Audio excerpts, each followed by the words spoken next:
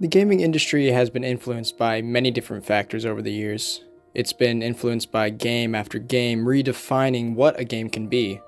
But when you think of what the single most influential video game of all time is, what comes to mind? You might think of a Zelda game, redefining what a hero's journey can be in many different ways. Or you might think of Mario games, the franchise that single-handedly pulled the gaming industry out of bankruptcy. But among these games, one stands tall among the rest. Dark Souls is confidently in the discussion about which games are the most influential, but many don't seem to realize truly how much other games draw from the formula that Demon Souls and Dark Souls pioneered. Firstly, Dark Souls created a whole new genre of games called Souls-like. While it's not an official genre, many games that share characteristics similar to those of the Dark Souls games often wear the title on their sleeve. These games have many things in common, but the main points seem to be a set save system, a dark color palette and dreary tone, cryptic, indirect storytelling, and difficulty and death as central mechanics. For the first point, many games since Dark Souls have begun introducing set save systems, often referred to as bonfires. Many games today include either auto-saving or free saving, allowing flexibility in when people save. But in Dark Souls and Souls-like games, there are only certain points where you can save. These spots are the only places where you can completely heal yourself and take a break, acting as havens in an otherwise dead and dreary atmosphere. Since these are the only spots of complete safety, they act as mini-goals in games that include them, with exploration often hinging on how long until I find the next save point. Games that draw inspiration from Dark Souls often include washed-out colors or an otherwise dreary atmosphere.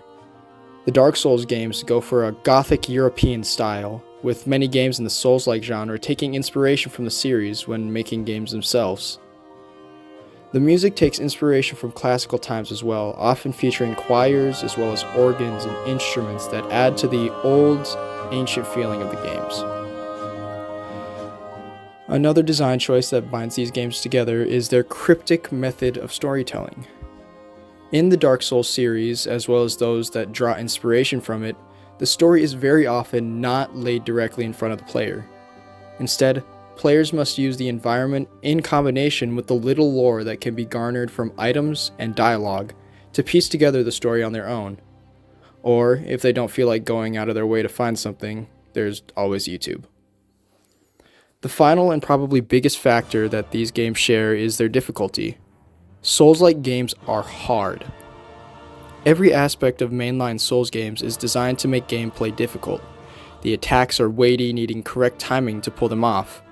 Every action uses stamina, requiring efficient management in order to kill even the most basic enemy. Traps are everywhere in the Souls-like genre, and with limited healing capabilities, the players need to do everything in their powers to avoid them. Adding on to this is the expectation of death. The Souls games expect you to die and punish you when you do, dropping all of your money and sending you back to the last save point that you saved at. The only way to get your money back is by returning to your place of death and reclaiming it. It is systems like these that breathe new life into the industry. Following the release of the Souls games, many games began taking inspiration from them in order to build unique experiences. Many games used mechanics popularized by the Dark Souls series and twisted them in order to make them fit whatever genre they're in. Two prime examples of this are Hollow Knight and Inscryption. Hollow Knight takes the combat system of a Souls-like and shifts it onto a 2D plane as opposed to a 3D environment. Many mechanics from the Souls games were included, such as benches as bonfires and a dash to fill in for a roll.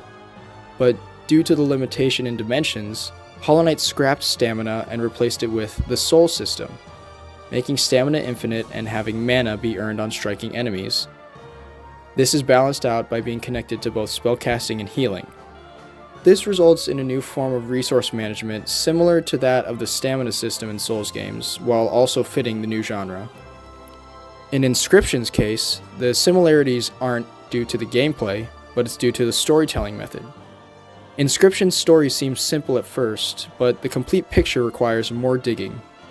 The whole story of the game is revealed through split-second frames of hidden messages and videos, manipulating the game with specific sequences, and even installing other games to gain a deeper understanding of the full scope of the story. It takes the overanalyze everything mantra from the Souls games and increases it tenfold. Even loose inspiration can be called out for many games released today. Since Demon's Souls released in 2009, many games throughout the years have begun including rolling as one of, if not their central means of avoiding damage. Some games that include this are God of War 2018, Ghost of Tsushima, and Dead Cells. While direct inspiration can be called iffy, there's no doubt that rolling would not be as popular of a dodge as it is today without Dark Souls. Another way in which Dark Souls has influenced the industry is not only in the games themselves, but also in their communities. The difficulty in games was appreciated by many, so much so that people began playing through their old favorites with self-imposed restrictions to make them more difficult, some of which being directly inspired by Dark Souls runs.